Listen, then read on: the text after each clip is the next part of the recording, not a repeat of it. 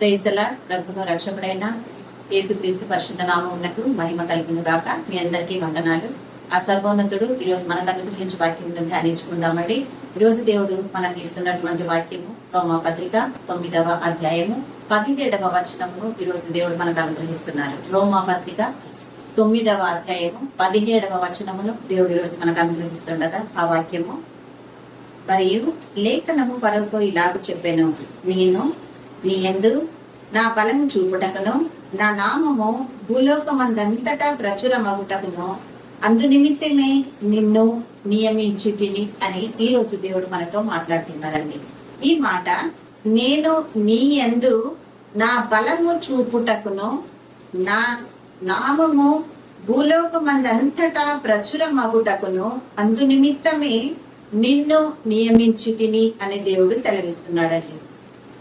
దేవుడు అంటున్నాడు ఈరోజు మనతో మాట్లాడుతున్న మాట ఒక ప్రత్యేకతను, దేవుని చిత్తమును, మన పట్ల ఆయనకున్న ఆలోచనను బయలుపరుస్తున్న వాక్యం ఈరోజు మనకు వచ్చిందండి. ఈ వాక్యంను దేవుడు మనతో మాట్లాడుతూ ఆయన సెలవిస్తున్నటువంటి విధానం ఎలా ఉందంటే, దేవుడు తన చిత్తమును, తన ఆలోచనను, తన ప్రణాళికను మనకు వివరిస్తున్నాడు. దేనిని బట్టి నిన్ను పిలిచాను. ఈరోజు దేవుడు ఆయన ఏమంటున్నాడు? మొదటిగా ఆయన ఏమన్నాడు? నా బలమును చూపుటకును, రెండవదిగా నా నామమును భూలోకమందంతటా ప్రచురము చేయు నిమిత్తమే, ఆ చేయుటకును ఇందు నిమిత్తమే నేను నిన్ను నియమించి తిని అని రెండు భారంతో కూడిన రెండు పనులను మనకు అప్పగించాడండి. మరి ప్రియ సహోదరి సహోదరుడా, ఇది మనకు తెలుసు. మన ఎన్నోసార్లు మనతో మాట్లాడాడు. దేవుడు ఎందుకు పిలిచాడో, దేని నిమిత్తంగా నిలబెట్టుకున్నాడో, ఏ విధంగా మనల్ని నడిపిస్తున్నాడో, ఏ ప్రణాళిక చొప్పున ఆయన మనల్ని మనకు తోడై ఉన్నాడో, ఇవన్నీ మనకు తెలుసు. కానీ మళ్ళీ మర్చిపోతున్నామేమో. మరొకసారి దేవుడు మనల్ని బలపరుస్తున్నాడు. కానీ మనం మర్చిపోవడానికి కారణాలు ఏంటండి? అనేకమైనటువంటి సమస్యల్లో కూరుకుపోతూ శారీరకంగా, మానసికంగా, ఆలోచన పరంగా, దేహపరంగా అన్ని విధాలుగా మనము కృంగిపోతున్న పరిస్థితులలో, రెస్ట్ లేని జీవితాల్లో, విశ్రాంతిని చూడలేనటువంటి జీవితంలో అనేకముగా ఉదయం లేచినప్పటి నుంచి రాత్రి పడక చేరేంత వరకు కూడా పరుగులు పరుగులు పరుగులు పరుగులు అన్న స్థితిలోనే ఉండిపోతూ నిలబడిపోతే, ప్రియ సహోదరుడా సహోదరి, ఈరోజు దేవుడు అడుగుతున్నాడు, ఇంత ప్రయాసపడుతూ మీరు ఉరుకుల పరుగుల మీద ఈ లోకంలో జీవిస్తున్నారే, దీని వలన మీరు పొందుకున్నటువంటి లాభం ఏమైనా ఉందా? నష్టాలే అధికంగా ఉన్నాయి కదా, ఆరోగ్యపరంగా కానీ, సంఘపరంగా కానీ, ఏది ఉన్నా కూడా. కానీ మీకు లాభమే లేనటువంటి పనుల్లో నా ఎద్దుకు వచ్చి మీ భారాన్ని నాకు అప్పగిస్తే, నేను చెప్పిన విధంగా నా వాక్యాన్ని మీరు అనుసరిస్తే, నన్ను వెతికితే, నన్ను అడిగితే, నా పాద సన్నిధిలో ప్రార్థన చేస్తే, నేను మీకు కావలసినవి మీకు అనుగ్రహించువాడనై ఉన్నాను కదా. వ్యర్థమైన ప్రయాసను మానుకొనుడే అని దేవుడు తన వాక్యంలో సెలవిచ్చిన విధంగా ఆ ప్రయత్నాలన్నీ మానుకొని నా పని దగ్గరికి వచ్చి మీరు నా మీద ఆధారపడి నన్ను ఆనుకొని నా పాద సన్నిధిలో మీరు గడిపితే, మీరు అడిగినవి నేను ఇవ్వనా అని దేవుడు మనతో ఈరోజు మాట్లాడుతున్నాడండి కదా. ఇవన్నీ తెలుసు మనకు, ఎన్నోసార్లు మనం విన్నాం. కానీ మనం ఏమైపోతున్నాం? పొద్దున లేవగానే నా పనులు నాకున్నాయి, నేను ఇది చేస్తేనే నా ఇంట్లో అవుతుంది, మరి నేను అది కాకుండా నేను నేర్చుకోకుండా నేను ఇవన్నీ వినుకుంటూ నేను కూర్చుంటే నా వల్ల కాదు కదా అని లోకానుసారంగా ఆలోచిస్తే, దేవుడు ఏమన్నాడు? ఇదిగో పాతవి గతించెను, సమస్తము నూతనమాయను అని అన్నాడు కదా.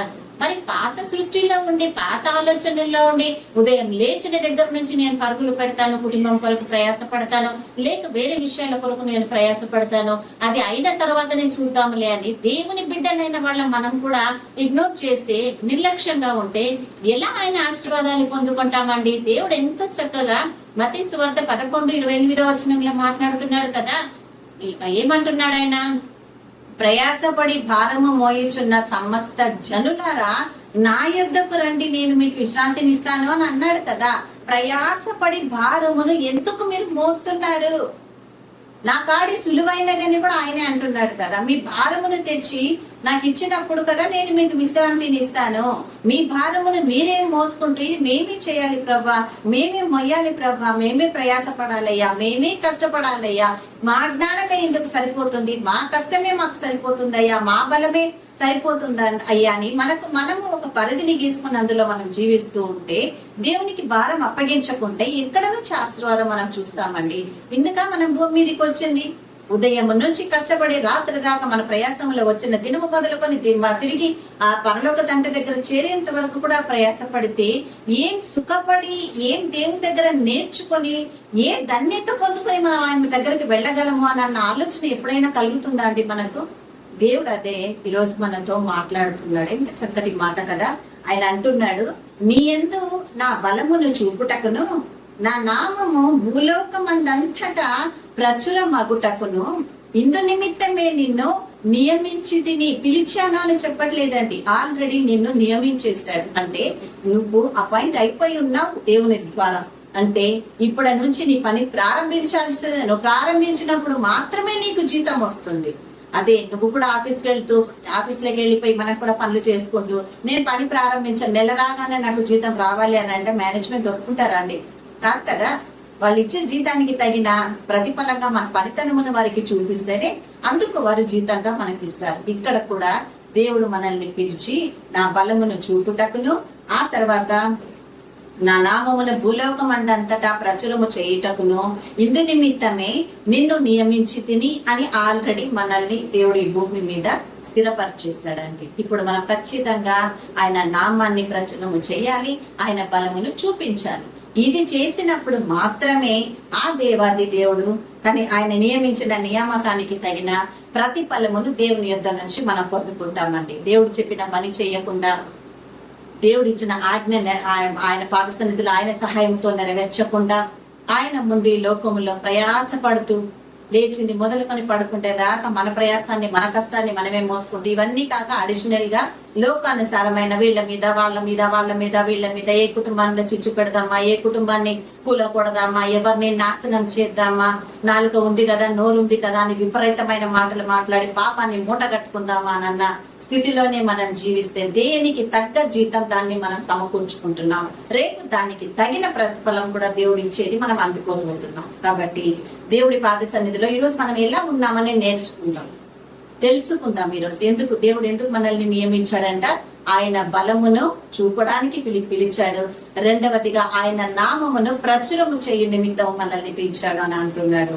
ఇందు నిమిత్తమే మిమ్మల్ని నియమించానని కూడా ఆ సర్వోన్నతుడు మనకు సెలవిచ్చాడు. కాబట్టి ఆయన ఇచ్చిన పనిని అందుకుందాం. ఈరోజు ఏ విషయంలోనైనా కురిగిపోతుండే దేవా ఇంతవరకు నేను ఈ వాక్యం నాకు తెలియదు కాబట్టి నేను లోకానుసారంగానో లేక ఆత్మానుసారంగా ఈ వాక్యం తెలియని స్థితిలోనే నేను ఉండిపోయి ఉన్నానేమో. ఈ రోజు నాతో నువ్వు మాట్లాడి నన్ను బలపరిచావు ప్రభా తండ్రి. ఈ రోజు నుంచి వాక్యానుసారంగా నేను కొనసాగాలని అనుకుంటున్న ఈ సమయంలో నీ శక్తిని, నీ బలమును, నీ జ్ఞానమును, నీ యొక్క విశ్వాసతను నాకు అనుగ్రహించి నన్ను నడిపించమని సహాయం కోరితే తప్పకుండా ఈరోజు ఆయన నడిపిస్తాడండి.